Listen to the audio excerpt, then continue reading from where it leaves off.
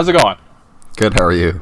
I'm excellent. It's been a little bit of a hiatus. This is probably like one of the longest breaks we've ever taken from recording. It's almost a month. Yeah, it's weird. Doing these long RPGs takes a lot of time to get through it, so... Yeah, I think we've got another one. Well, we can actually talk about the crucial mistake we made in this podcast. One of many, obviously. Like I was just saying, I haven't listened to part one, so bear with us if, for some reason, things seem a little bit disjointed a little bit. It's still sitting, waiting to be edited, put up online. So this is probably about being recorded a month in advance. Again, other than that, how are things? Things are good? Good. Yeah, I don't know. Feels like good thing January's over. Good movies have started. I hear it's the end of February, so that's exciting. Yep. Or and maybe March. Lego movies good. Lego Batman, sorry. Okay. So it's good that the Lego movies are actually turning out to be good. That's always exciting. Yeah, that's definitely a franchise that could have just sucked dick, you know? Yeah, totally. 100%. Could have been miserable like the Ice Age movies.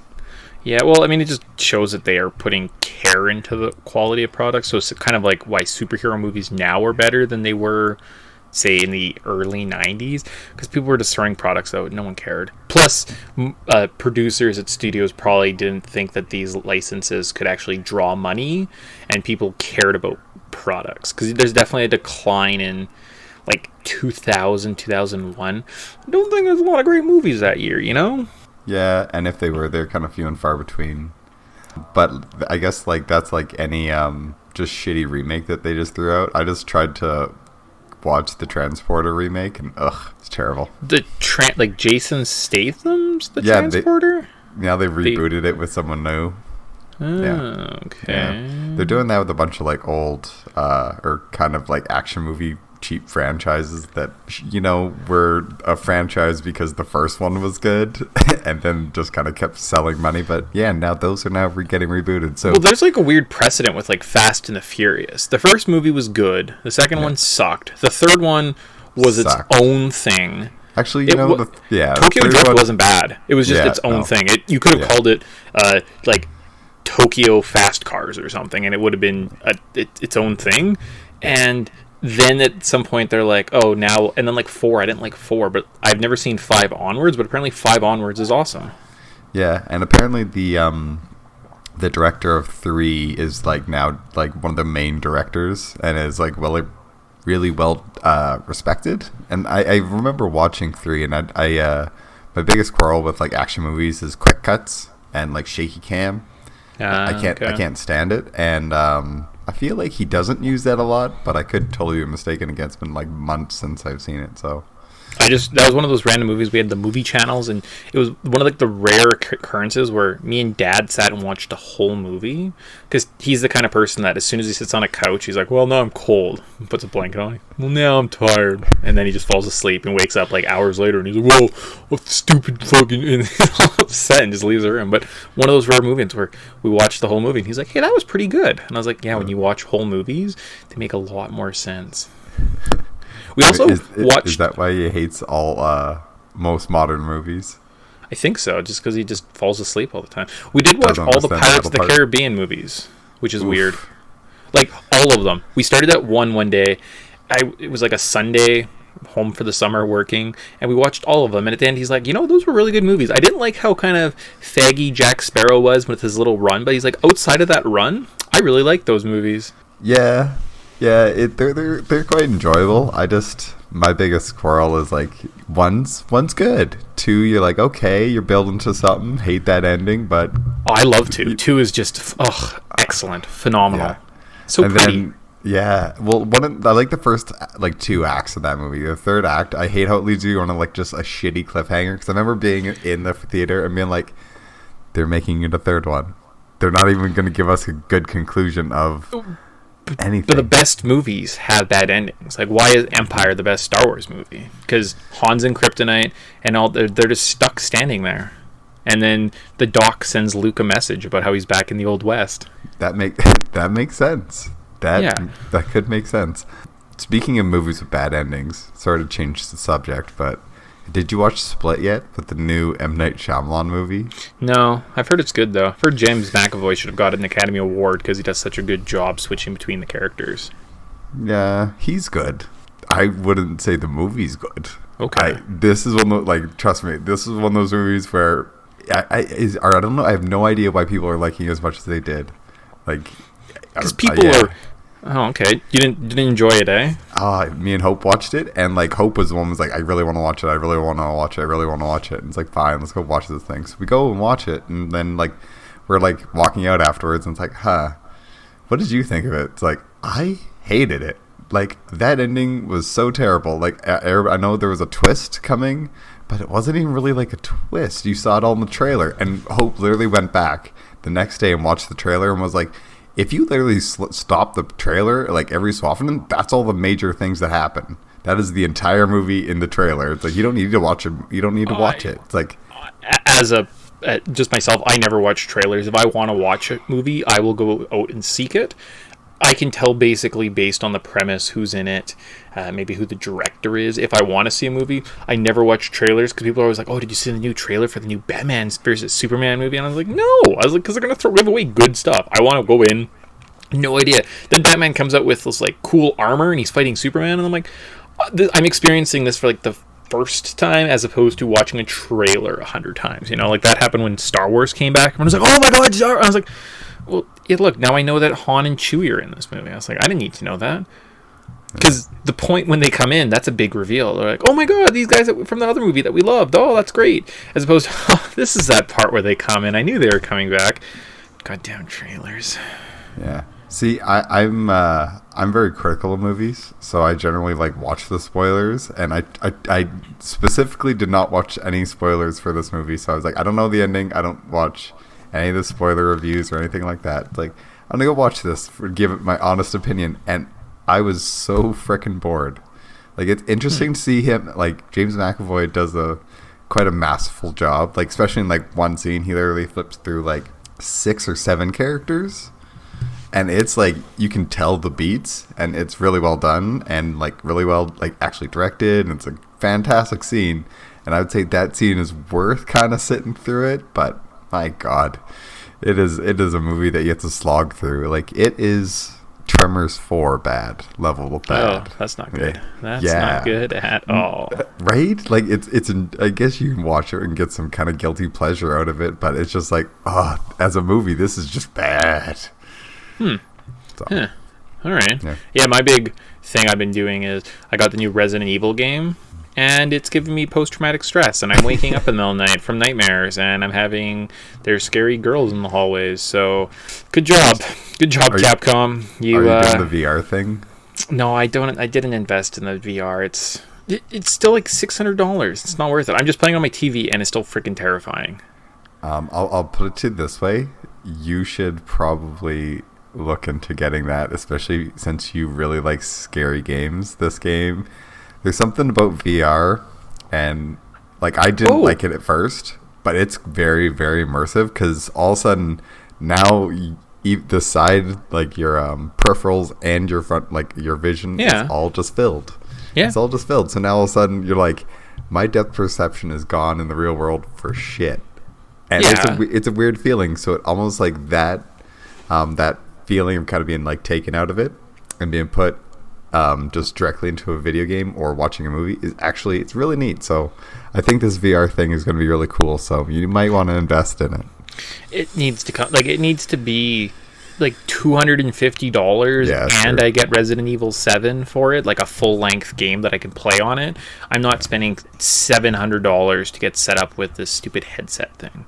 That's just, it's irresponsible from a financial point of view. Yeah, no, that's fair. So yeah, but been playing it awesome. The other night I woke up and I was just so I had to read through the story and get kind of basically I spoiled the game for me because I was trying to play it from as pure as possible. it was just awful. Like, randomly walking through the house, and I'm like, oh, I got this clock pendulum. Where do I go? And I'm walking around, and then the freaking dad comes and just, like, grabs me through a wall, and I'm like, that is just, no. Like, I need to do these things by the book. I'm not brave enough to do this by myself. It'd be a fun game to play in a group, right? Like, kind of how we played Until Dawn. If you know, you're hanging out with a bunch of people, and, like, you made a night out of playing that game, it'd be a lot of fun, because you get kind of scared as a group, and you laugh it off, but just me sitting in the basement by myself, not a fan. Yeah, that's true. I think it's one of those games where Capcom has finally listened to what people have been saying for, like, 10 years? The problem is Resident Evil 4 is so goddamn good, it broke that franchise. It really did. Because it went from survival horror to they made one of the best action, like, third-person shooters ever. Yeah. And they just were never going to be able to, like, recreate that.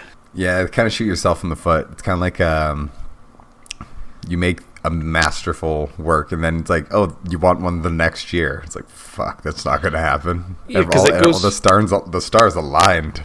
Yeah, like, it goes from, like, Leon gets shot, and he's hurt in Resident Evil 2, and he's limping around, and people rag on Chris punching a boulder in half in Resident Evil 5 a lot, but some of the stuff he's doing, like Leon does in Resident Evil 4, is super over the top and hammy, and everyone's just like, oh no, but it's not as bad as that. It's still, like, a step out. Like, it kind of just suspends the disbelief, whereas the other games had that more realistic view to them, right? So they're moving back towards that mindset. It's great. It's good. I don't really like the DLC. I bought it because I wanted it not to get it spoiled. I wanted to play it. Terrifying experience, but I almost might as well wait for them to release all the DLC, get the definitive collection, so I can just have that, rather than having to spend $5 and then $5, and then, you know, in 3 years they come out with a definitive collection. I think I'm just going to start waiting for that, because I fucking hate DLC. It's never going away, though. Ever. It sucks. You know what? If enough people just took the mentality of saying, hey, you know what, I don't need to buy these games at launch because I know DLC is coming, I'll wait for that, they would have to start smarting up, just similar to, like, the movie. And, like, all it takes is just people to be smart about it. I feel like gamers are sometimes kind of foolish, though. Ooh, did you hear 3D's dead? Oh, good. Yeah, so maybe they might start phasing it out in theaters. How much you want to bet that doesn't happen? Yeah, no, not for triple the ticket price. Yeah. All right, well, not that I don't love our general little banter-ish talk, but we've got a freaking epic ride to go on. That is a pun right there. That is a pun. Let's get into this game.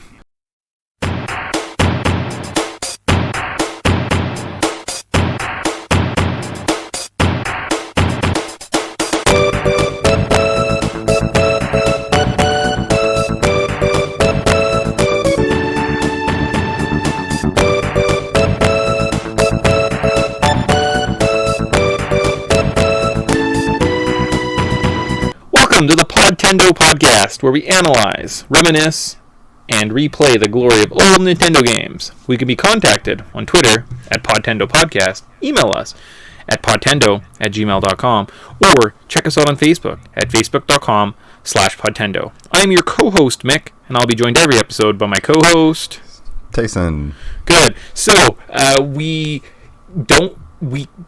this point when this podcast comes out, Tyson, we know the results of our Marvel, who's the greatest Marvel character, Twitter, email, Facebook contest is.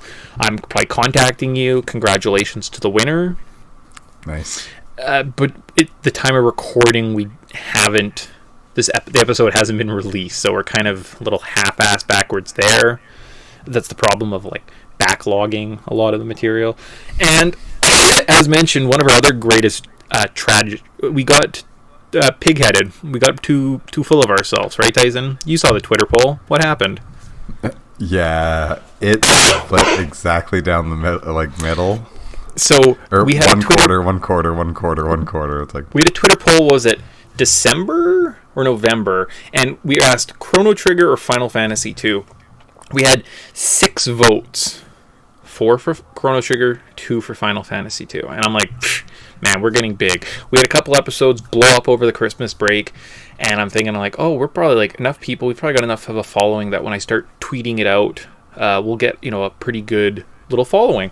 So 4 games to choose from. 4 games to choose from. We had, like Tyson said, 4 votes, 1 for each. So I guess we know what the next 4 games we're playing is gonna be. I guess so. I think the order's up to us. Yeah. So we're finishing. Yeah, but just again, kind of unfortunate that worked out. So, but oh well, fair enough. We got pig-headed. We thought, oh, look how popular we are. It was a very humbling experience. So thank you, everyone, for doing nothing. You've humbled us. That's it. Just not. Yeah. Well, I don't know what to say. It's like, what is. Maybe fair next enough. time one of us won't vote, and then we'll be the deciding vote. Yeah, that's fair. I guess if both of us voted too, that's not very good.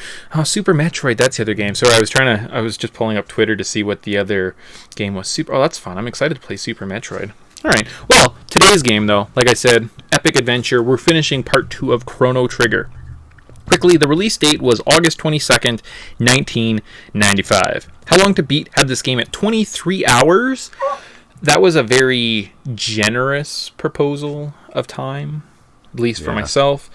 We looked at, and just because I will mention this later, it was $80 when it came out, and right now it would cost you over $180 to get one of the original cartridges on eBay right now. Pretty pricey. That's so ridiculous. Moving right into the game, on the controls, we've learned some new stuff since we kind of talked last time. In the second half of the game, we start learning a lot more dual attacks and even try techniques.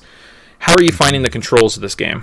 Pretty easy. I actually don't really have a problem with it. It's nice that the battle mechanics are active a little bit, so keeps it fresh. Yeah, no, and it's kind of fun because as the enemies move around the screen, some of the area effect attacks aren't huge, so you can actually kind of time it. And if you wait for all the characters to move a certain way, you can hit 2 or 3 of them and maybe make the battles a little quicker. I honestly can't say enough good things about the lack of random encounters. You see all the enemies on the screen. It's a very smooth transition and unbelievable. Just love it. It's great. Yeah, it's fantastic. Especially if you just you know where all the enemies are on the screen and you kind of ran past it a couple times. You can kind of bob and weave your way all the way through it and just avoid all those weak enemies that don't give you any experience. So yeah. So nice. Yeah. So I had, you know what? I'll just come out and say it right now. If you want to stop listening to the podcast, this game is unbelievable. Great experience. I loved every second of it. I have a couple, one gripe with it, but that's it. Other than that, unbelievable game. Love it. Go play it right now. There. Tyson, do you feel the same way? Yeah, basically. If you have more to say, you can kind of leave it. I'm just, from my point of view, and I asked myself a question as a result. Why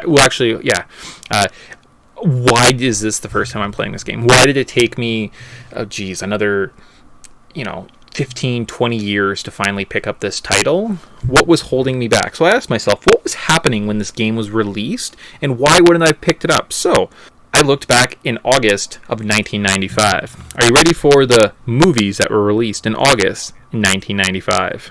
For sure. We have The Usual Suspects. So as a child, probably not your cup of tea. Mortal Kombat came out that month. Okay. Mm-hmm. Babe, the original. Fantastic movie.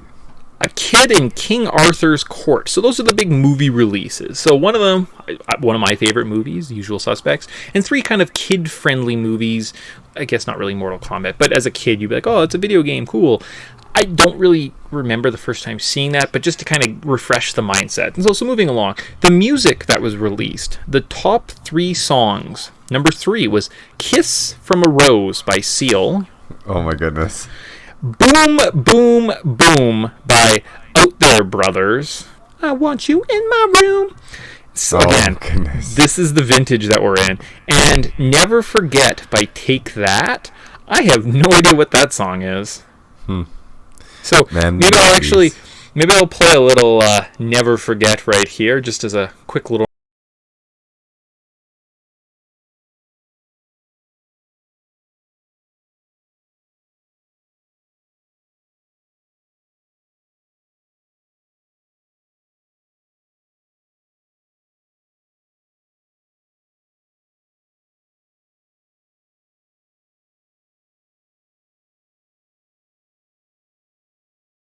TV shows.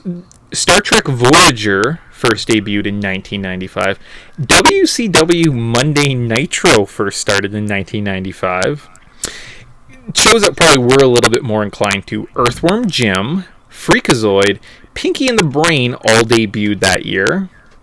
Sailor Moon, The Drew Carey Show, Mad TV, and one of my personal favorites, Goosebumps, all started in 1995. So now are we kind of in that mindset? We kind of like, oh, that's what 1995 felt like in our little kid brains? Yeah, totally. All right. And then just some other games. So we have Donkey Kong Country 2, Diddy's Kong Quest was released this year. Yoshi's Island, Rayman for the PSX, Mega Man X3, Kirby's Adventures in Dreamland 2 for the Game Boy, Dragon Quest IV, Clock Tower, Castlevania Dracula X. So, we got our nostalgia juices flowing. You remember kind of that time period of your life?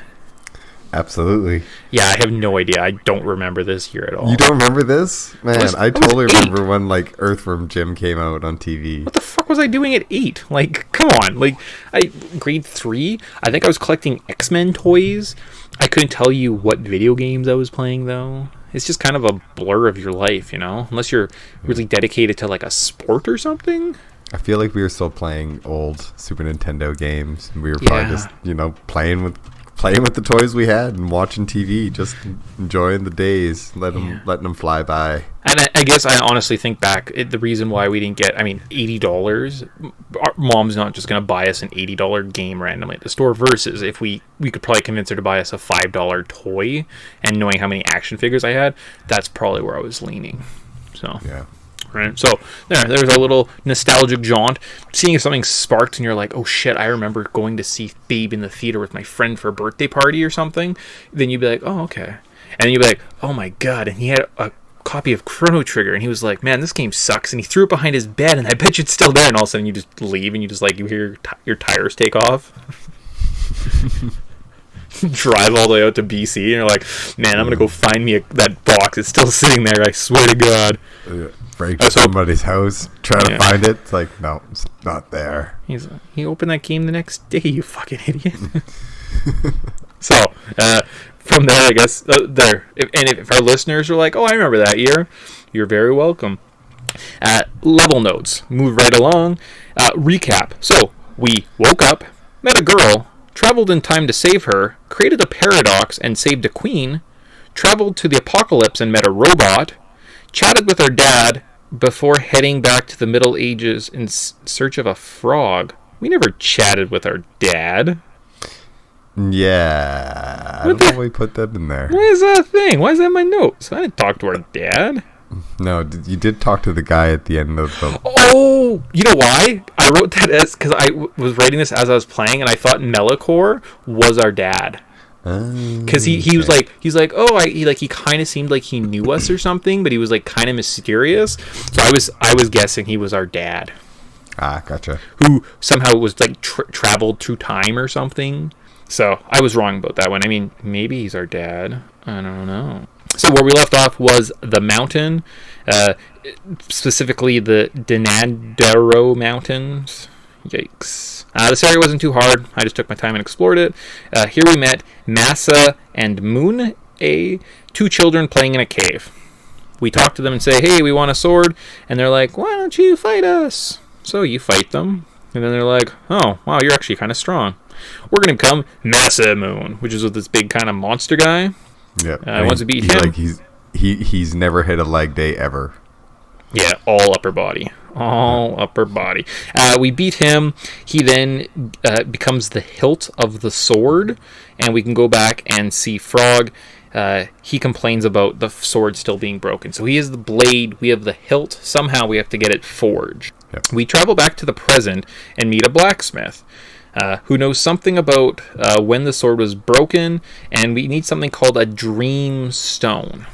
So we head back to 100 million BC. We meet a sexy cat lady. She invites us to our tribe. We throw a big celebration. We drink. We get into a drinking contest, something called Skull Smash, because when you wake up, it feels like your skull was smashed the night before. naturally, I think one of her boyfriend or something was jealous of us. Yep. It turned out was the guy in like kind of like the blue, but it definitely looked like it was kind of like a two-piece. Like there was a top and a bottom with a ponytail. Definitely thought that was a chick. So, yeah. Or is it a chick? No, No, like I don't think it's a chick. But she's Isla's like ancestor or something, like the guy or something. Is that how that works? No, what's her face? Marl's ancestor. Oh, is that how that works? I think so. I know she's like the leader of the one tribe that fights the reptile people, and yeah. Well, but I guess if Isla and the guy who betrays us both are like have kids, and that is the lineage that becomes Marl, then they're both ancestors. So it doesn't matter. Like there's no chicken and the egg. They're both kind of chickens. Gotcha. So we have to go fight the lizard people who kind of stole all our stuff. We chase them down into a forest maze. Fairly straightforward. We get into a cave and we have to fight a big triceratops. He was kind of tough. How did you find that guy? Yeah, he's a pain in the ass, kind of. I was not a big fan. Now we go back to the future and then to the past. So we head back in time, talk to Mellicore, who forges the stone with the dream stone with the two parts of the sword.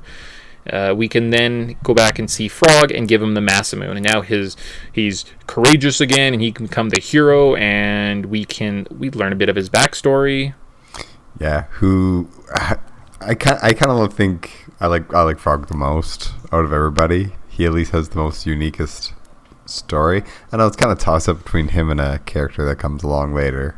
Okay, interesting. Yeah, Frog's kind of fun. So Frog was the younger brother of a guy named Cyrus.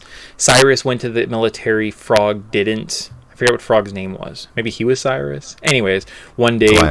Glenn. So one day when they confront Ozzy, who is this mage with his dark wizard Magus, Cyrus gets killed, and Glenn gets shoved off the cliff and becomes Frog. He then rescues the Masamune, and that's it. He becomes kind of the legendary hero, but he never really had the strength, so he definitely has to grow into the hero he wants to be. Yeah. But with that, we know that Ozzy is the bad guy, so we have to go chase down Ozzy. We head to the Magic Cave. Literally, like, it's called Magic Cave. You walk to the next screen, and you're on the other part of the world. We now get to the Fiendlord's Keep. This place has a lot of enemies in it, so make sure you're all stocked up on items. Ozzy reminds me of a Dragon Ball Z character, so as hinted in the last episode, I was kind of saying, I'm like, this guy kind of reminds me of a Dragon Ball Z character, and I wasn't kind of being specific. Ozzy specifically kind of reminds me of Darunia, the big pink guy that they fight on Namek. Ah, yes. Yeah. I wrote Dodoria. Darunia? Dodoria? Maybe it's Dodoria. I think it's Dodoria. Yeah. We chase him through the second half of the dungeon. He has a bunch of traps laid out for us, but we finally track him down, and we're in a boss fight. He's invincible. You can't beat him. Covers himself in ice, and he's just stuck there. So how do we get around him? We knock down all the... we hit all the little levers in his thing, and doesn't something drop on him? I think so. I think the floor just falls out, and he falls down, and that's it. So right. And that you don't really see him again unless you do the side quests later on in the game. Yeah. Which is kind of cool, because Ozzy's kind of an irritating character. Oh yeah, for sure. Then we have to... Well, that makes sense. We then fight Magus. So with this guy, the big thing here is pay attention. If you're paying attention, he'll do a charge attack, or he'll be strong against physical attacks, strong against magic attacks, and you really have to pay attention when you're fighting him here, but he shouldn't be too tough. Yep. We also forgot to mention his two cronies that we fought before we get to him. Oh yeah, what were they? Their names? Slash and Flea, which are totally references to the music, and Ozzy for Ozzy Osbourne. It's kind of... Oh shit! Side note. Yeah. Oh man, that's cool. Yep. Huh. A little reference. Huh. Very nice. Very cool. And yeah. I'm pretty sure they come back in one of the side quests. Yeah, I'm pretty sure. Yeah, so we defeat Magus. He opens up a time portal, and we travel back in time.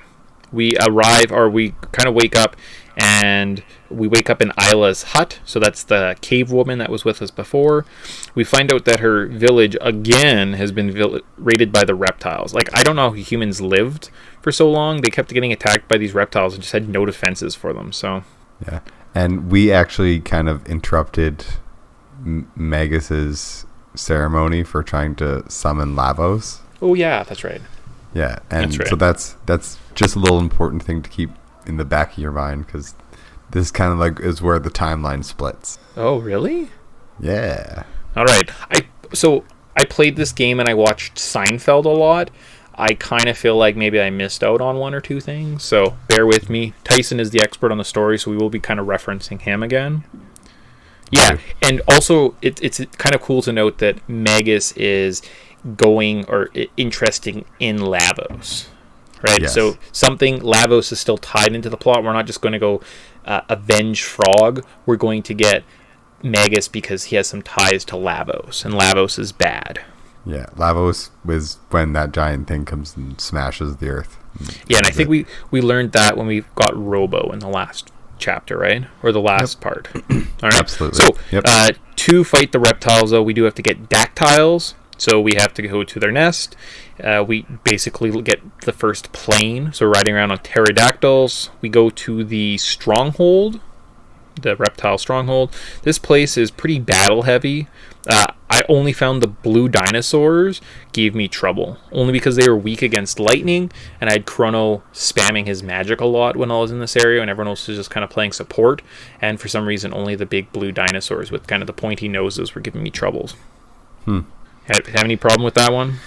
No, not that I can really remember, but it's this is one of my favorite like places to actually be, is back in the prehistoric time fighting the reptiles. All right. Pretty bad. It's pretty fun. We get to fight the big Triceratops again, so kind of the big buff guy. Looks like buff boy, always works out, drinks lots of protein powders, gets his creatine in him. Yep. Then we have to fight Azala, who's a mage. He's kind of like a little wizard guy, and the Black Tyranno, who's a giant dinosaur that they have on this little tiny platform at the edge of a very long bridge. The reptiles are just really good architects. Yeah, and the cool thing is the reptiles are actually more technologically advanced than the humans are in this. Yes. And that's another kind of interesting thing to note if you get into the timeline, or the both games. Into the what? Into this franchise, because they tie this thing, the reptiles really what ties Chrono Trigger and Chrono Cross together. Oh, really? Yeah. Fascinating. Yes. Chrono Cross. I don't know if I have time in my life for this. No, but, I don't. All right. That's cool. Very interesting. Maybe that's like an H.C. Bailey kind of... Maybe I'll watch that one day on the can. Because I take like 17-hour poops. It's awful. No, boss, I'm sick again today. I'm pooping since yesterday, so thanks. You should invest in one of those little stools that you're supposed to be good for you or whatever. Squatty potty. Yeah, the ones you put under your feet. As we digress again. I've seen that. Or have you ever seen the ones you can get lights? So, because the one thing people say when you wake up in the night, if you have to go to the bathroom, the thing that disrupts you when you go in the bathroom, the light's there. So I've seen people that have, they'll put like red bulbs in their bathroom, and they'll have multiple switches, and one of them is the red lights because it doesn't disrupt your night vision. Or there's another one you can get, and it's in like a light up toilet seat, so you can just point it up, and then there's like a big target. So when you're peeing, you just kind of have to aim in the middle of the light of rings. This is toilet technology, man. It's on the bleeding edge of what the world can offer. Yeah, who would have thought? Who would have thought? We beat, obviously, we have to kill these Black Tyranno guy. Then motherfucking Lavos is showing up. Yeah. And Lavos means big fire in the reptiles language. So we basically look up into the sky and we see this giant kind of ball shooting through the air, and it actually lands right where the dinosaur stronghold is. Yep, thus wiping them out. Yeah, so Lavos was the meteor that killed the dinosaur. So this world kind of parallels ours ever so slightly. Yep. right? So kind of neat. Time portal, because this was a big rift in time, appears right there. If we enter it, we get sent to the year 12,000. This is where I started to get kind of, I was like, when I look back, I was like, what the fuck is this? So we're in an antic Iceland, kind of on the planet. We go to something called a sky portal, which sends us up to the sky. And there's a library, you can walk around. There's a couple interesting little characters. Then a boy comes up and tells us a prophecy, and he's like, one of you will die very soon. I just imagine he was like a weird little British boy, so. Little creeper, eh? Yeah, but yeah, it was kind of fun. There's definitely, I was looking at like the walkthrough and like, if you go pull this book, you can do this, you can get these other items. I skipped kind of some of that stuff there because I was like, all right, I'm just going to try and figure out what's going on in this game because I'm starting to get kind of lost. We end up going to, closer and like, oh, there's a palace. Go over this one, it's like the Blackbird dock or something. And I'm like, oh, the Blackbird, that must be a big ship that's really important to the story. And I literally wrote, is it important to the story, or is it just a way of introducing Dalton? It's important to the story, Meg. It's okay, but... from there, up to the Zeal Palace, we meet a princess named Shala? Shala? I like that. She has a stone that opens a door that looks a lot like Marlo's stone. And then we can get ours powered up, and we walk into a trap. Yeah. From here, there's a Golem Boss. Not that tough. Can you beat him? Did you beat this Golem guy? No, I didn't. Okay. So I definitely beat him. I don't know what was going on, but I was listening to this other guys talk about this game. Like, oh yeah, you die to him, and then you get sent back in time. I definitely beat this guy. So that's weird, right? Yeah. I think all you get is an extra item. You get an elixir or something like that if you do defeat him. And the reason why they have multiples, I guess we'll talk about that later, but just remember, just throwing that out there, there are different ways of beating this game. Yes, there is. Multiple. Yeah, multiple. So now we're back to the future. We find a hint to go back to the year 2300 and revisit the Protodome. We can fight across the wastelands, and we explore all the doors that can now be opened by our magical stone. So they're kind of like a black door with a funny little face on it, and specifically our pendant now opens those doors. So that's kind of neat. We explore the sewers. I knew we'd be coming back to this place, so I already had a pretty good feel. I already knew the little sound traps. I had most of the enemies killed, so it wasn't too tough. On the other end of the sewers, we find the Keeper Dome and a weird blue guy. How do you say what's the time machine called? I don't know. EPOCH. How did you say it? Epoch. The Epoch. I called it Epoch as well. Apparently that's the British way of pronouncing it. It's actually called the Epic. Nice. EPOCH. So when we were going on an epic ride, Tyson? Yes. That's a good pun, Mick. That was a callback from earlier, so you guys can go back and listen right now and appreciate that and say, Mick, you are one clever little motherfucker. Don't say that. Why would you say those mean things about me? That's so weird. That's so bad. Did you rename the time machine? So that's the other option. Is you can call it whatever you want. So I always leave the names default. Yeah, just by default. I mean, I guess maybe like the third time you're bored, you could call it like the Barney the Dinosaur or something like that. We arrive back in the year 12,000 and head to the Terra Cave. In here we find the Earthbound. Was that supposed to be like a hint at the game Earthbound, or is it just because they were bound to the Earth, whereas all the magic people lived in the sky? I'm absolutely going to say that it was a shout out to Earthbound. All right, cool. Because I'm pretty sure Earthbound came out before this. I think so. It was the same year as 94. Yeah, it was definitely 94, because that and Super Metroid came out in the same year. And people are like, this is like the best year ever for video games. Pretty good. So in the Earthbound cave, you can get a bunch of good armor. And literally in the cave over, there was these things called mud beasts. There was 3 groups of them. They weren't too tough, just kind of heal in between the battles. If you tried to fight all 3 without healing, you'd probably be in for hurting. But why would they build their house right next to these big monsters? I have no idea, man. It's location when it comes to real estate. You almost had this like, you're like, yeah, no, oh yeah, no, that doesn't make sense. You're right. No, they're stupid. From here, we kind of find a chain and we can head up onto a bunch of floating islands. I was watching Groundhog Day during this part, so there you go. Little break in. Watched Groundhog's Day on Groundhog's Day, and I was fighting some mud beasts in the Earthbound cave. Nice. What were you doing on Groundhog's Day? I went to work and I was like, that frickin' groundhog better say early spring, and our groundhog said more winter. Next year for Groundhog's Day, I might go into work and just punch someone in the face and be like, "Oh, it's fine. I've been reliving this day for years. I just wanted to switch it up a bit. It's no big deal, and see if I can get away with it." No, no, I highly doubt it. Well, I'm pretty sure I could get away from it. We end up. You can explore and fight your way around on the floating island that we are on. We can collect some items. There's some death lilies and stones that are pretty tough enemies. The stones, because they do something like nullify attack, so you do like 10 damage to them, and it just takes a long time to beat them. But at the top here we find the Gaia. He has some very powerful attacks.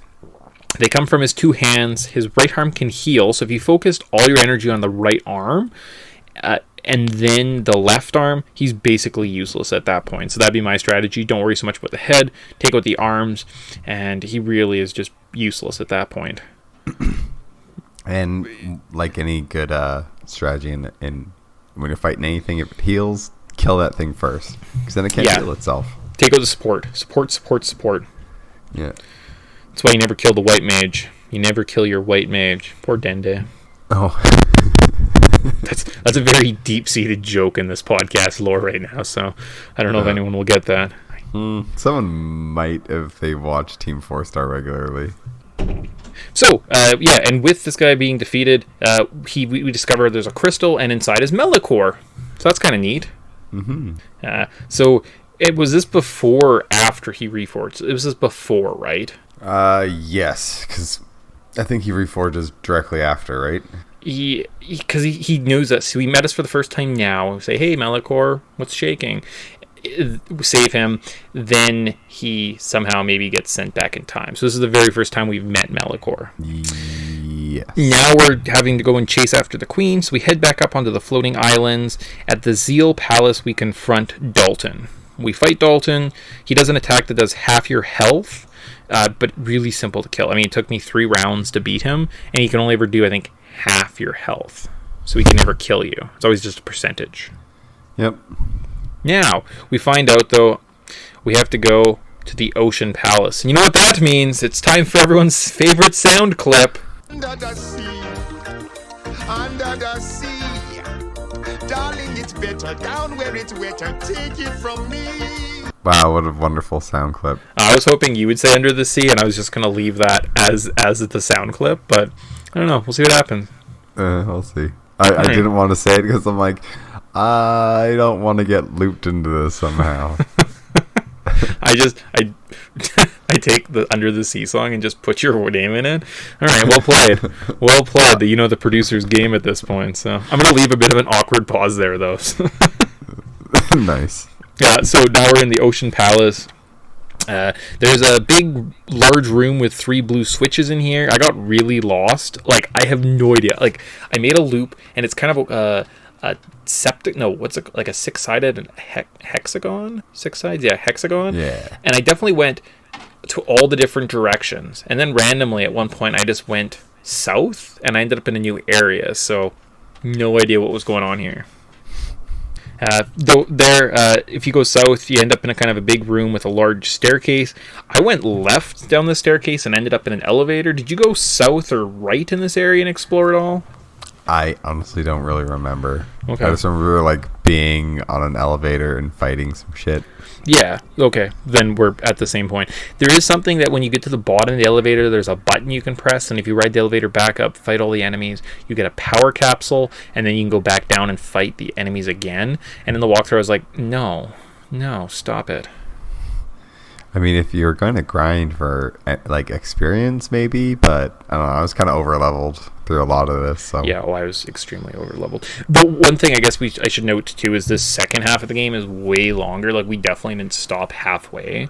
Halfway is probably when you fight Magus. I would say so. Well, if you consider all the side quests as things you have to do, and we were planning on doing that, like it might even be earlier. So because we didn't do the side quests, it was probably closer to halfway, and as a result, we won't be talking about them. So at the bottom, though, we do fight 2 golems. These guys are twice as tough as the first one we fought them. Did you beat them this time? Yes. Well, you have to. Okay. I made the mistake of attacking kind of both of them awkwardly, though. So I should have just focused all my attacks on one and then the other, as opposed to I was kind of like splitting in between. So it took a lot of damage. And I was like, well, at least nothing tough's coming up right away. yeah, totally. No real big tough battle coming up at all. Yep. We confront the mammoth machine. Stab him with the sword. That's why we had to talk to Mellicore. Okay, so we got this special knife or something from Mellicore. Stab it into the mammoth machine, but the queen still releases Lavos. And who are we fighting right now? We were fighting Magus. Yeah, so we fought Magus on the ship. We fought the 2 golems. Yeah. And then the queen summons Lavos. I was waiting for you to introduce Lavos. Oh, sorry. No, it's fine. Lavos is super tough. He killed me. Yeah, he basically destroys you a lot. Now, I'm going to put a bookmark right here. So remember, whatever time this is, it's probably I don't know, 48 minutes or something. We'll be coming back here because I definitely made a specific save state just for this area. Well, not a save state, but I made a save file right before here. I'm going to come back and talk about what I did. Fair enough. So basically what happens is he kicks our ass, Magus appears, Chrono steps in and takes kind of one for the team, so he gets blown to smithereens, and we end up in a time portal and we get kind of kicked out of the side. So poor little Chrono. Yeah. It's very sad that he just but he takes one for the team like a true champ and saves them all. Yeah. Oh, I guess it's not a time portal. We're just pulled out of the action. The floating islands crash, sends tidal waves all over the lands.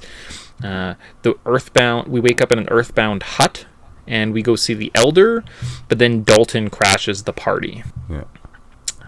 We wake up on the Blackbird, and I was like, oh, that's why they introduced the Blackbird early on. Oh. And I think I was so confused when we first went to the year 12,000 because the lore seemed so rich, right? Like, you just were walking along, and all of a sudden you go to, Blackbird Port, and now you're walking around, and you're like, well, what the hell's going on here? It's just this giant plane. It seemed like it was a lot more important than it was, which is really cool, though, to have this, really unique world built that comes into play later. Yeah, and this, story-wise, is where a lot of things kick off.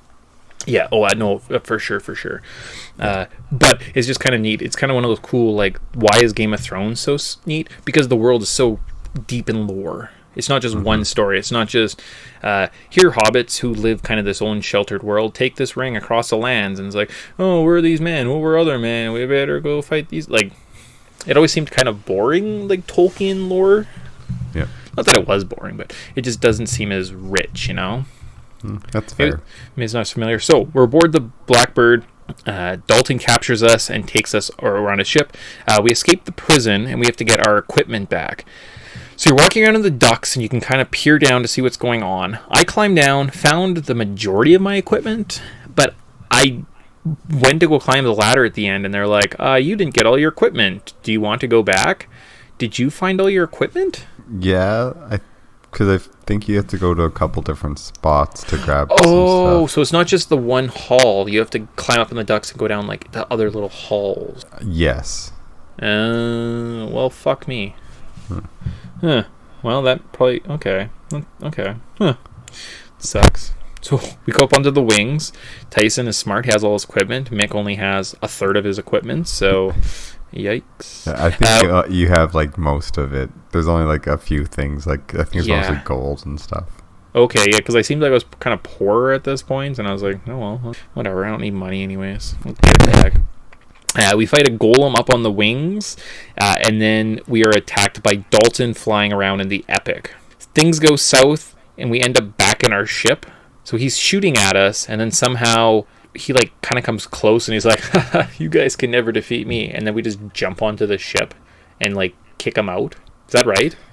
Yeah, well, like, don't you like defeat him and then he like flies off? And do you land the ship? I feel like you land the ship. Well, so our time machine was basically useless. It was just a pod. He took it and put wings on it, so now we can fly. So that's kind of the next addition. So now with our ship, we can fly around in our epic. Yes. Yes. We head back to the Earthbound village. We can go meet Magus, who's up on the cliff right around there, and we have two options. We can fight him, or we can have him join our party. What did you do? I had him join our party. Yeah, I think that's the smart thing. Apparently, if you kill him, it's nothing really special. You just basically fight him and he dies, and he's like, sorry, or something. Oh, yeah. Which kind of makes sense, but not really. It's kind of looking for an awesome character just to be like, now you're dead. Haha. Yeah. It's like, oh. So what we can do now, the game is really open-ended at this point. So the Ocean Palaces rises from the depth and becomes Black Omen, which is the final dungeon of the game.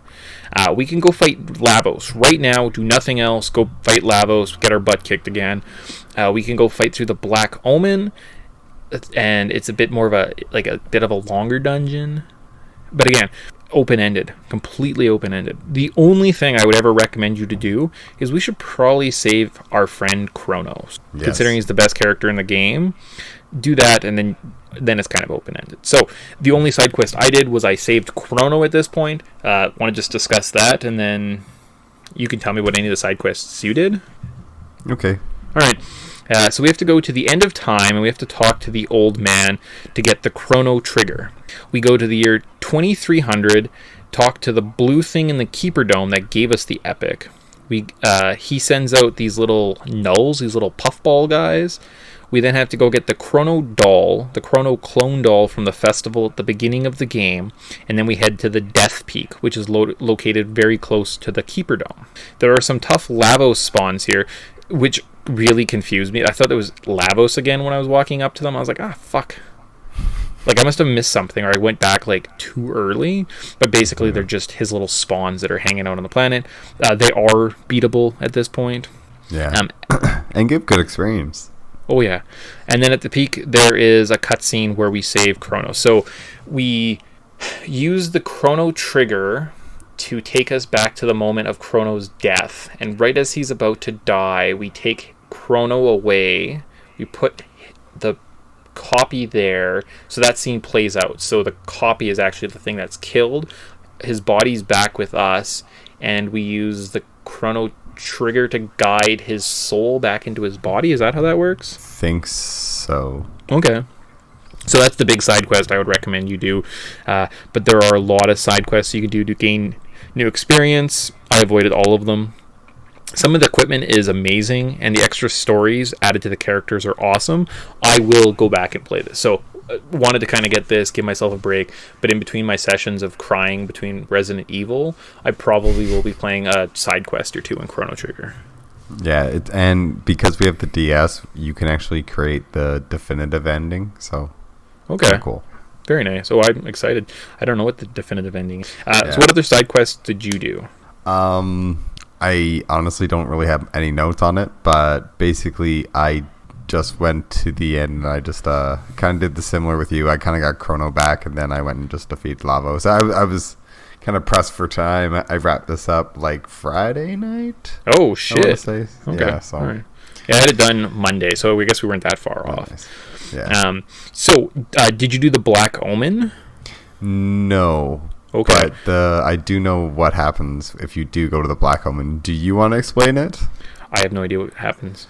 Basically, if you go to the end of the Black Omen, you fight it, and anyways, while you're fighting Lavos, Magus ends up getting sent to a different... I think he gets sent to the future, or no. You fight Lavos, and future Magus is there, and he gets somehow sent to the future. I totally forget. I haven't beat it, so I don't know. But he gets sent to the future, and that's where he actually picks up in Chrono Trigger, or Chrono Cross, sorry. And then as you defeat Lavos, basically Magus is now in the future for that story to continue, but he's kind of in a different timeline entirely. It's kind of confusing because basically when Lavos smashes into the reptiles and kills them back in the dinosaur time or whatever, the reptile time, there's the split between Chrono Trigger and Chrono Cross is if Lavos never hit Earth, let's say hit Mars, let's say, that the reptiles would eventually win, and Magus gets sent to that future. So he's all over the place. Yeah, it's weird. All right, I'm gonna have to really cut that down. Yeah, sorry, that beginning was really bad, but I tried to save it. All right, I'll try and make peace of it. So, I didn't go to the Black Omen. I just went to the death pot at the end of time. It's a pot. One heals you, and there's another one beside it. And you press it, and it's like, do you want to go fight Lavos? And you're like, no, God, no. I clicked yes, and that's how I jumped into the Lavos. The first stage, he changed skills and adapted them to form the different bosses we fought throughout the game. So, you can actually fight him at any point in the game. The longer you take, the longer this part of the fight is. So, he's adaptive. He knows all the bosses you've defeated and takes on those traits. So, if you don't fight all the bosses in the game and you fight him earlier on, he actually won't have all those abilities. Neat. So, it makes him a little bit easier, which is kind of cool.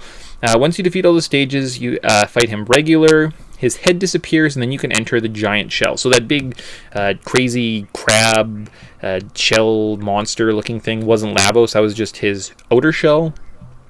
Inside, we fight Lavos's insides, for lack of a better word. He's extremely tough. He has a left, right, and a central part. The right side, oh no, shoot, I forgot about one of the parts. His inside's kind of like this big, crazy monster thing. One of them heals, and then the other two you just kind of have to beat down. So again, what's our rule? Take out the white mage first, then you can focus on the other side that deals the damage, and then kind of the middle part, which has the plethora of the health. And then we meet the real Lavos. Did you know that it wasn't the weird humanoid version? It was those like two little cells beside him that were actually Lavos? No, I did not. Yeah, I read that. So again, big shell into weird robot guy into like any RPG boss. He needs multiple forms.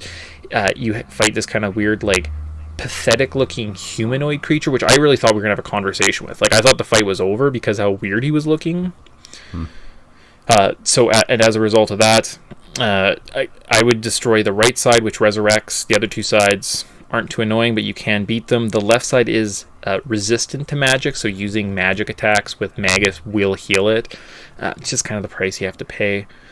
My team of Ayla, Magus, perhaps needed a bit of a tweak, and I think the game would have been a lot easier. And we defeat Lavos, the end. Yeah, Robo was really handy in this. Really?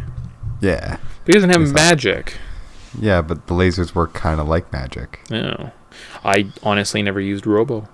I stopped using Luca when I got Magus because his magic was better, and I never used Frog because I figured I kind of liked Isla for some reason. Alia. Isla, whatever her name is. Yeah, the cave woman girl. I don't know if we ever mentioned her when she joined our party, but she's with us too. What now? Based on our description of the game, it can end multiple different ways. There are a ton of different endings. My endings that I woke up in bed. I was called before the king as some type of treason. Turned out it was a joke. So all my friends, kind of the same lineage of the king of our kings, could come and kind of talk to us, say thanks for saving time. We ended up at the carnival, had kind of fun. You could run around and talk to people. And then we kind of said our farewell to our friends, and it was sad, and everyone's like, oh, but you have to leave us, that's so sad. And then finally, Mom was chasing the kitty cat and ran through the time portal as it closed. So, to the epic, and then travel around through the past looking for her, I guess. The end. Is that the ending you got? Yeah, that's the 100% ending. Really? Yeah. Oh, good for me. Yeah. That's weird.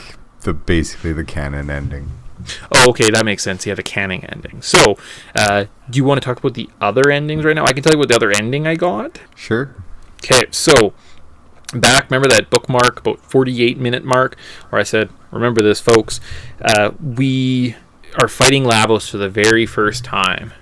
On my little card that I have, I can put cheats on, and I maxed out all my guys' stats and levels and experience, and I had the select button restore all the health of my team, so every time I got attacked, I could just heal my team by pressing select, and I beat Lavos at this point.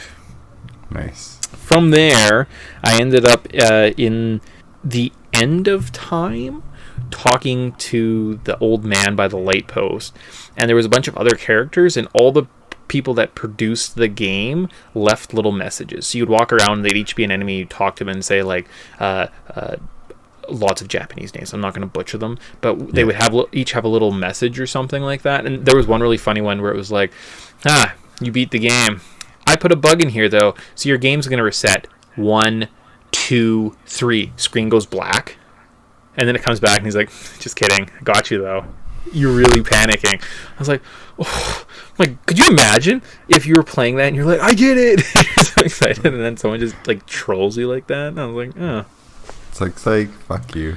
Yeah. So that was kind of that ending. You then, once you talk to everybody, you end up going into that room where the guy teaches you the magic, whatever his name was. You talk to all the producers and they say, we're going to include you on the dream team, and then it kind of goes through or something like that, and at the end of the credits it's like dream team, and it kind of shows the three guys, like the Dragon Ball Z, Dragon Warrior, and the Square Enix guy, and then you're included in it as well.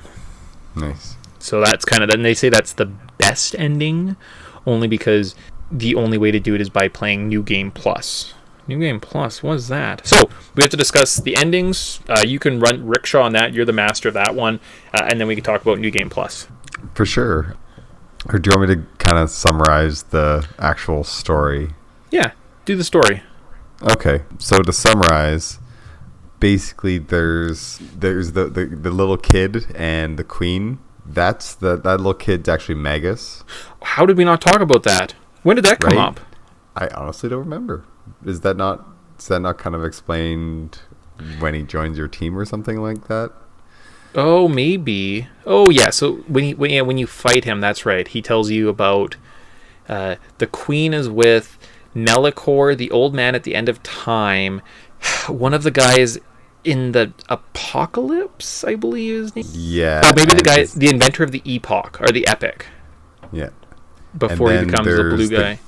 Yeah, and then there's the guy at the end of time, and then there's the guy that fixes the Masamune. Yeah, Mellicore, the other two guys, and that's right. And then the little boy is there, and he gets sent back in time, and they show a scene where he shows up in Aussie, and his cronies are sitting right there, and he obviously becomes... Oh, okay, interesting. Yeah. Huh. So he becomes Magus, and basically... When you kind of disrupt Magus that time, like I said, that's where that timeline kind of diverges.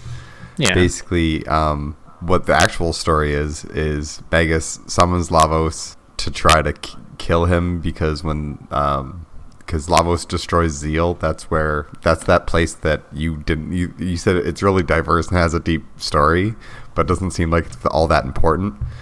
That's where Magus and everything is all from, and that's where basically Lavos awakens and destroys everything, and then everybody rebuilds, and kind of places kind of get rebuilt, and then our heroes are born.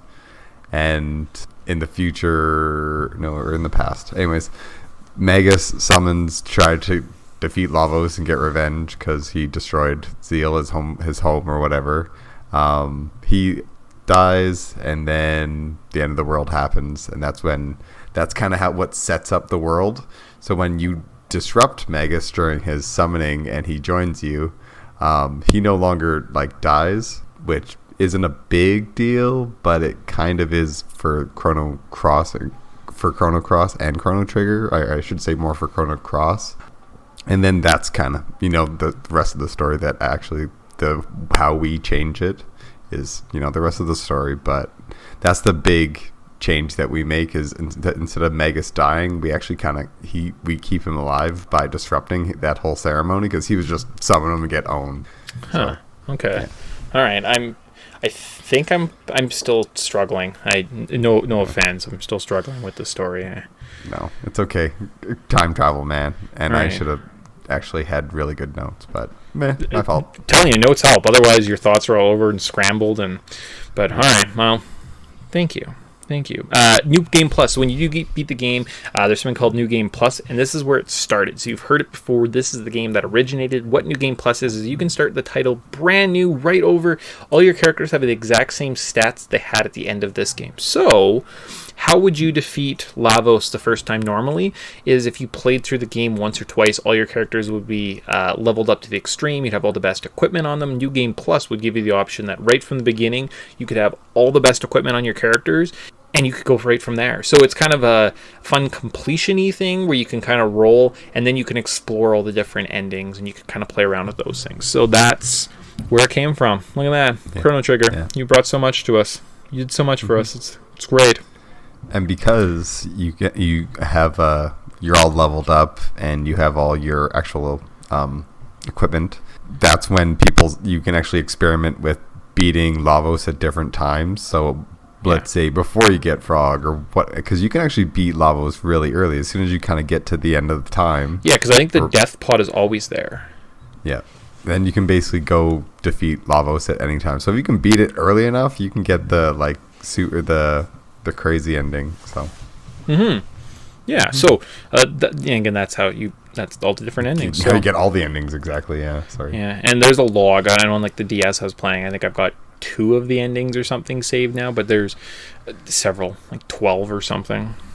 Yeah, and 13 on the DS, 12 on the original Super 13. Nintendo or something like that. Oh, geez.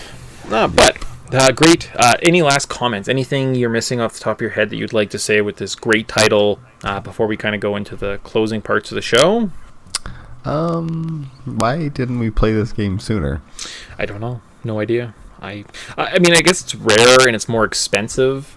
So, and I don't know, 95, August 95. When did the N64 come out? 96? Because we probably would have got an N64 at the end of 96. That was a whole year. I think we were very secluded. We weren't very cool, and we didn't have TV. We probably didn't have TV at that point. We probably had 2 channels, so probably didn't know about it. That's true. And you're right, 96 for the N64. Yeah, so I'm thinking a year away. I don't know. It's weird also that none of my friends picked us up because we were big into RPGs, like Final Fantasy VII, and each of us would go and one guy would buy Grandia. I'm like, oh, Grandia, oh, cool. And I had Star Ocean 2. I'm like, oh, cool. And we'd all sit there and play through it and tell each other the stories and really into it. No idea why this one never came up, though. So bizarre. Or maybe it did and I just kind of did pay attention to it. I don't know. Not sure. Maybe because the PlayStation hit and then we kind of just were all about that and didn't look back. It's on the PlayStation. It was released on the PlayStation in 2001. Again, probably one of those things we probably could have picked up. So, yeah, not really sure there. All right. Current thoughts on this game. Really liked it. I still, even up until the point where I'm done, and I'm now done, it's kind of one of those games where I kind of want to finish a lot of my chores so I can have time. I can take the moments to actually beat this. It's kind of a little treat, and I don't get to experience that with a lot of new games. I have my repertoires, my Super Mario Worlds, my Link to the Past that I play all the time, but this is one of those games really looking forward to playing it. Kind of like it. It's awesome. And with the caveat, I will go back and play this title to experience all the different endings and get the different stories told to me via the side quests. So, really looking forward to that. How about yourself? Current thoughts? I'm really, really glad I have this in my collection because it's something that I've always wanted to play, and now that I've beaten it, it's just nice, to have it just kind of checked off the bucket list of video games. Very nice. It was very rewarding. I didn't think it was going to be as fantastic as it was because most games are kind of a letdown. Yeah. And this was one of those rare exceptions. Very nice, very nice. So, what we do with 2-part shows is because typically we don't have as much content, even though this is way longer than the other one. We still have lots of fun stuff for you kids. Report card time! Report card. We're just going to break down the different elements of the game and give them a letter grade and kind of a little description. So, report card. Story. I give this an A+. It was a very well-developed story that really stayed on focus. From the get-go, we had to defeat Lavos. It was, hey, we got time travel, look at this bad thing, fight Lavos, that's it. whole game. It wasn't like, oh, you have to save this kingdom and go grab this bucket and give it to this man so he can give you a fish that gets you this crystal. Very direct. It was awesome. Yourself? Story? Yeah, I give an A. I mean, time travel is always one of those things where it's like, ugh, this could go one way or the other, but it went really well. I really enjoyed it, and I think there's a lot to dive into if you're into that kind of thing. So cool. Definitely an A. Gameplay. I gave it about a B+. It was a lot of fun. Nothing too skill heavy. The challenge was rather in kind of the puzzles were combat based, which were really neat. So the different characters made the game simpler, made it harder, and you were actually, it was your responsibility. It was your fault if you lost. It was never the game. So B+. Yourself? Gameplay? Compared to other RPGs, this is a lot more engaging, so I would give it an A. Controls. Different from gameplay because it's how the game controlled. It was well thought out. Seemed like it was constructed fairly well. Menus worked. Yeah. A. I guess you would give it. I guess I would give it a lower grade if it didn't have that thing where when you buy armor, it shows who it goes to, whether it's better. So typically, there's like a little plus sign on your character. So you're just like buying, like Final Fantasy 1, you would buy armor, put it on your guys, half of them wouldn't need it, and you're like, wow, I wasted 5,000 gold on this sword that one of my guys needs or doesn't need or something, right? So those kind of little systems make it a lot better. Yourself, controls? Yeah, they're very effective and efficient, so A works.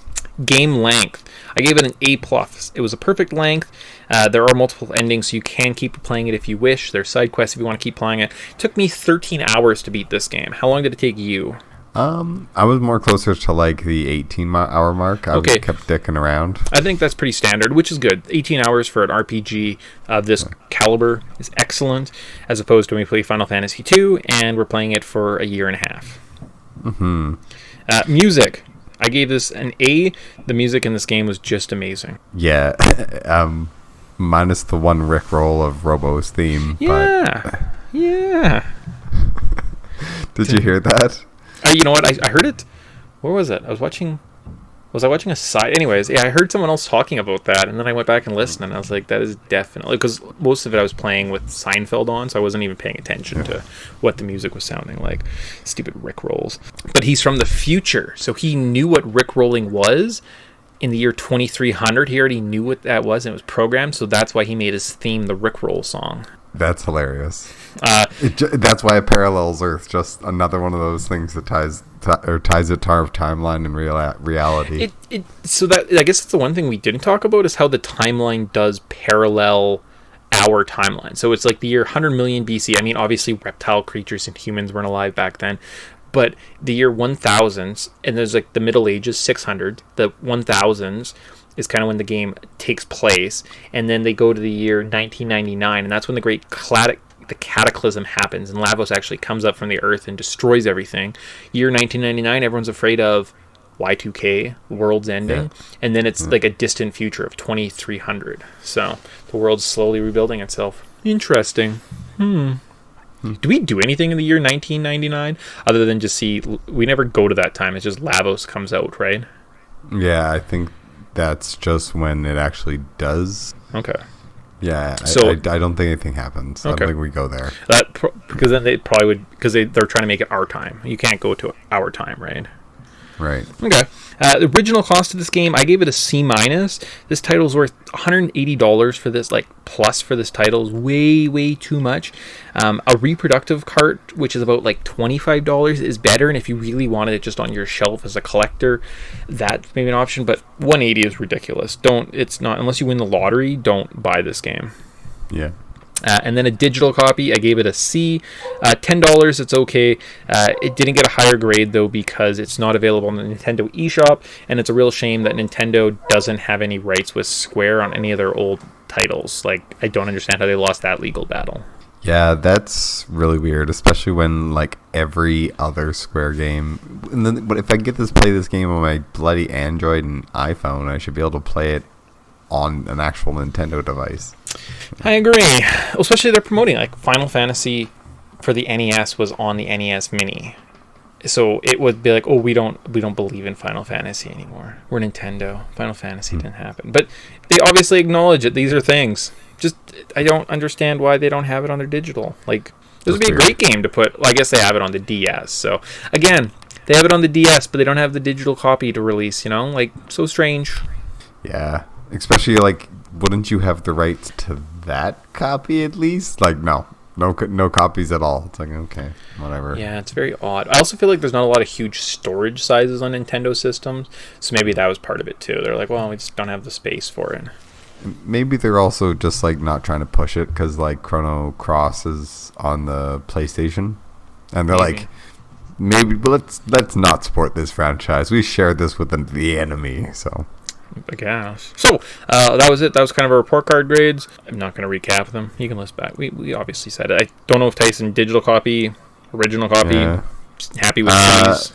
Yeah, C's or C's, and maybe F's with the original cost. That's way too much. That's good. That's true, actually. I guess it would be a fail, right? So, just don't do it. Or a D for don't do it, because that's what grades stand for. So, final. This is a really long episode. This is going to be one of our longest episodes. Holy smokes, yeah. All right. We've got, are you buying it? We're going to start with, how accurate is Chrono's time trigger? So we start off with time gates, which take you from one time to another. It could happen. Scientists do theorize that there could be warps in time, and if time travel happens, that's probably how it is. So randomly you fall into a portal, you fall somewhere else. How is it explained? It's very like quantum mechanic-y. So potentially, like again, if you had especially an access to it and you could sense, I mean, sometimes that's what people think Gosar is different portals to different spots in time. All right, so yeah, we could. I'm buying that. That could happen. Now, the epic. At one point, it travels, when you go to start off, it starts at the center of the screen, it goes down the bottom of the screen. 3 seconds later, it comes back up the top of the screen. That means if this is Earth, it travels around the entire Earth in 3 seconds. So the epic travels around the world in 3 seconds, which is 40,000 kilometers long. So that means 13,000 kilometers per second, or 1.3 times 10 to the 7th meters per second. Okay, so that's the speed you travel in the epic. With me? Yep. Theoretically, traveling faster or close to the speed of light could have some type of time travel property. So the faster you go, time will actually move slower.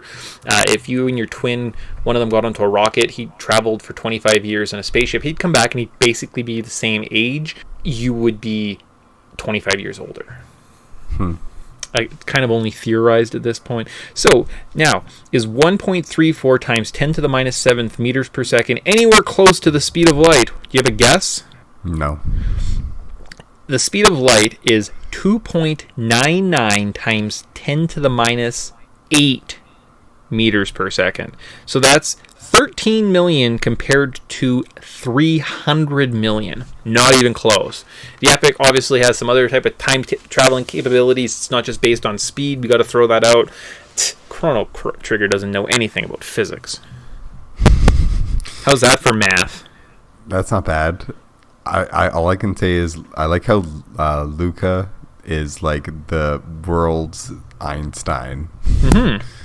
Because she invents like all that stuff. Oh god! I mean, I realize we're late in the podcast. But before we get to our last point, this is the most important question that this game brings up. Like, this changes not everything, but like this is a big deal. Anyone that's into Chrono Trigger, we gotta ask. Actually, we'll save it. We'll go through this last one and then I'll ask. That'll be our final topic. All right.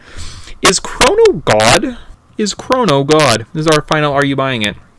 This story has a lot to do with the Bible. What are the three main characters of the wise men in the Bible, Tyson? I have no idea. Balthazar, Mellicore, and Gaspar. Do those names sound familiar at all? Very. So, Balthazar, Mellicore, and Gaspar are the three men that Tyson alluded to. So, when Magus gets sent back in time, Mellicore, Balthazar, and I forget which one they were, but I believe Gaspar gets sent back into the year 2300 and builds the Epic. Balthazar. Balthazar goes to the end of time. Or Gaspar goes to the end of time. Balthazar is the guy who gives you the Epic, and Mellicore is the guy who reforges the Massimoon. So there's your 3 wise men. Weird that they would choose those 3 specific names for those 3 old men in this tale, right? Yeah. We are put on trial, betrayed by a friend, and killed, only to be resurrected. What other biblical character has that happened to him? Jesus. All right. And then there's another story about a red dwarf star falling from the heavens. It hits the earth and turns the water into wormwood. Is there anything about a red star coming from the skies, hitting the planet, potentially poisoning the planet at any point in the story? Maybe the main bad guy. Oh shit. It's also mentioned, if you ever watch that season 5 of Dexter, they're talking about the wormwood. It's just like a poisoned water that comes from this red dwarf star. So, look at that. Do you believe that Chrono Trigger has some type of biblical, magical story elements to it? Well, it's got a lot of references, so I wouldn't doubt that there's something, maybe even just, I don't know, maybe there's something there, obviously. Yeah, I'm Why else thinking this would is... there be all these Bible references? Yeah, I'm thinking this is... It's not just Christ imagery or Christianity, it's actually drawing elements from the Bible, which is kind of neat, I guess, Yeah. Again, not a religious podcast, so just treat that as such. If you like religion, if you don't like religion, it's worth it's a pretty influential story. There you go. Now, final, most important topic. We have, we could take 2 hours to discuss this, figure this out really, really concrete. We need a definitive answer going out of here. Pound, marry, kill. Luca, Isla, Marl. Go. So you got to marry one, you got to have sex with one, and you got to kill one. Marry Marl. Okay, because she's a Pound. princess and you could become a king. Absolutely. All right. And Pound. Whoa! Isla. Was that the first absolutely of this podcast? I think it was the second. Okay, good. Okay, so you're pounding Isla.